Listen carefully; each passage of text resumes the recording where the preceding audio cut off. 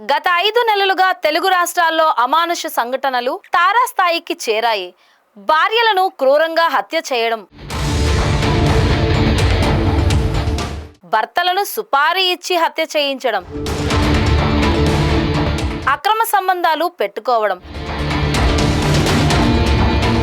పిల్లలను అమానుషంగా హింసించడం వంటి ఘటనలు తలెత్తుతున్నాయి.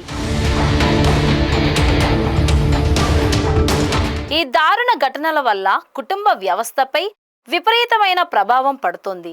ఎందుకు ఇంత క్రూరంగా ఘటనలు జరుగుతున్నాయి? వ్యవస్థ చిన్నాభిన్నం ఎందుకు అవుతుంది? ఒకప్పుడు మన తాతల కాలం నాటి బంధాలు ఇప్పుడు ఎందుకు ఉండటం లేదు? లోపం ఎక్కడ మొదలైంది అనే దానిపై వీబీసీ అందిస్తున్న ప్రత్యేక కథనం.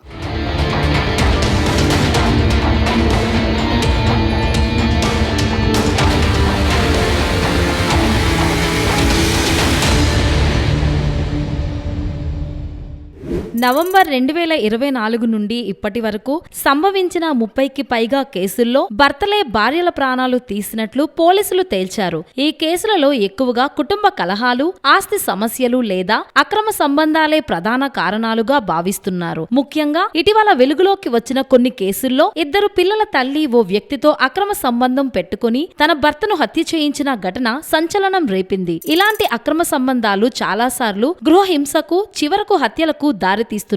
అలాగే పిల్లలపై దాడులు అమాయకులే లక్ష్యంగా చేసుకొని మరి ఈ దాడులు జరుగుతున్నాయి. అందుకు ఉదాహరణ కడప, వరంగల్, విజయవాడ వంటి ప్రాంతాల్లో చిన్న పిల్లలపై దాడులు పెరిగిపోతున్నాయి. కొన్ని చోట్ల తల్లిదండ్రులే మానసిక స్థితి లేక పిల్లలను హింసించడం, కొట్టడం, మరింత దురదృష్టకరంగా చంపిన ఘోర ఘటనలు కూడా నమోదయ్యాయి. అంటే ఇవన్నీ తరచుగా జరుగుతున్నాయి అంటే ప్రజలకి వీటి మీద సామాజిక అవగాహన ఎంతైనా అవసరం. నిపుణుల అభిప్రాయం ప్రకారం ఈ తరహా ఘటనలు కుటుంబంలో మానసిక ఒత్తిడిని, ఆర్థిక స్థితిని, మద్యం వ్యసనాన్ని లేదా భావోద్వేగ నియంత్రణలో లోపాన్ని సూచిస్తాయి. ఇవి ఈ మధ్య మనం ఇటీవల కాలంలో తరచుగా 2-3 కేసెస్ చూసామండి. కొద్దిగా సీరియస్ కేసెస్, అఫెన్సెస్. అది స్పెసిఫిక్గా చెప్పాలంటే దానికి ప్రేరేపించే కారకాలను బట్టి ఉంటుంది. అంటే మనుషుల మధ్య అవగాహన, మనుషుల మధ్య ఒకరికొకరు అండర్స్టాండింగ్ వలన ఒకరి నుంచి ఒకరు ఇన్ఫ్లుయెన్స్ అవ్వచ్చు. ఆ ఇన్ఫ్లుయెన్స్ అయ్యే కారణాల వల్ల కూడా ఇలా జరిగి ఉండొచ్చు. బట్ మానసిక స్థితి అనేది మనం డైరెక్ట్గా ఈ విధంగా ఉంటే, మానసిక ప్రాబ్లం ఏదన్నా ఉంటే ఆ సమస్య నుంచి ఇలా చేస్తారు అనేది మనం కరెక్ట్గా చెప్పకూడదు. ఎప్పుడైనా సరే మనం ఆ సమస్య తెలుసుకొని కారణం ఏంటి, ఎక్కువ యూజువల్గా ఏదైనా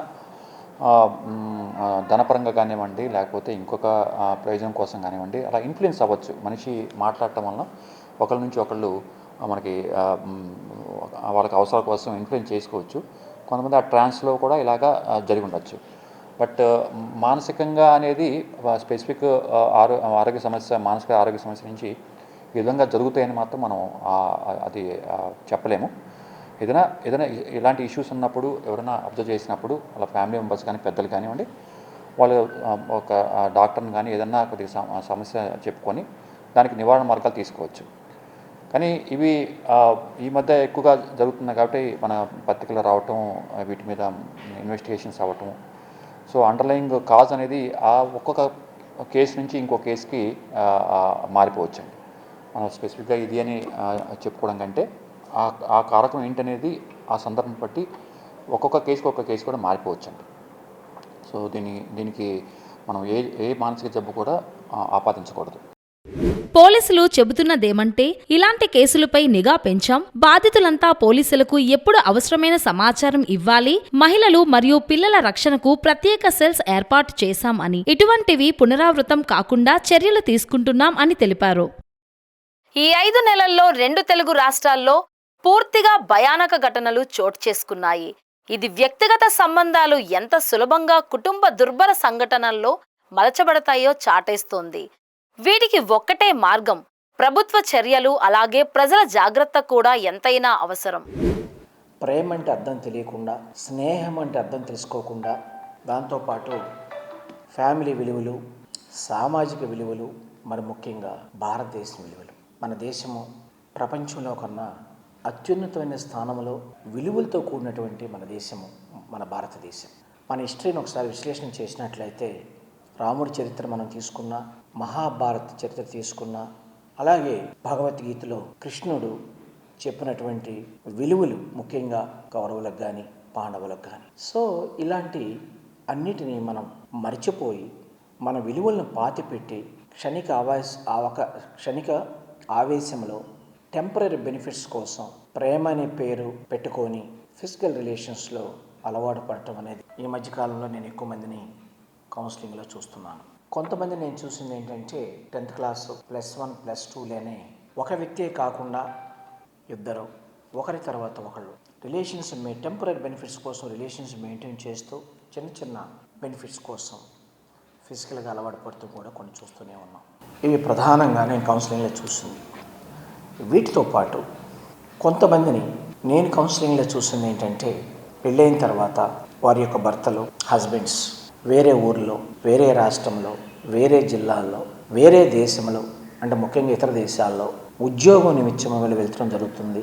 అక్కడి నుంచి నేను బాగా మనీ సంపాదించి నా కుటుంబాన్ని బాగా పోషించుకోవాలి, నా పిల్లల్ని బాగా చదివించుకోవాలి, మంచి ఆహారం ఇవ్వాలి, మంచి ఫెసిలిటీస్ వాళ్ళు ప్రొవైడ్ చేయాలనే ఉద్దేశంతో దూర ప్రదేశాల్లో ఉండి ఆ పిల్లల్ని మంచి స్కూల్స్లో జాయిన్ చేయటం, మంచి హౌస్ కట్టించి పిల్లల కోసం బైక్ కానీ పిల్లల కోసం కారు కొనిచ్చి వాళ్ళు దూరంగా ఉండటం జరుగుతుంది. ఇలా భర్త దూరంగా ఉన్నందు వలన భార్య మరి తన పర్సనల్ ఇంట్రెస్ట్ కావచ్చు, పర్సనల్ నీడ్ కావచ్చు, అది సైకలాజికల్ నీడ్ కావచ్చు, అది ఎమోషనల్ నీడ్ కావచ్చు, లేకపోతే సోషల్ అటాచ్మెంట్ కావచ్చు. అంటే పదాలు ఇలా సందర్భాల్లో ఇంటి పక్క వ్యక్తి కానీ, లేకపోతే ఇంటికి వచ్చిన ఎవరైనా స్నేహితులు కానీ, హస్బెండ్ ఫ్రెండ్స్ కానీ, లేకపోతే ఆఫీస్లో ఎవరైనా పరిచయమైన వాళ్ళు కానీ, అనుకోకుండా కొన్ని పరిస్థితుల్లో పరిచయమైన వాళ్ళు, కొంత మోరల్ సపోర్టు, కొన్ని సందర్భాలు సోషల్ సపోర్టు, కొన్ని సందర్భాల్లో పిల్లలకి ఎడ్యుకేషనల్ సపోర్టు, ఇలాంటి క్రమంలో వాళ్ళు అలవాటైపోయి వాళ్ళ పరిచయాలతోటి భర్త దూరంగా ఉండడం వలన వేరే వారితోటి ఈ రిలేషన్స్ అనేవి ఎస్టాబ్లిష్ చేసుకోవటం, ఈ రిలేషన్స్కి ఎస్టాబ్లిష్ చేసి ఫిజికల్గా అలవాటు పడిపోయి వారు దానికి కండిషన్ అయిపోతున్నారు, వాటికి వీళ్ళు కండిషన్ అయిపోతున్నారు.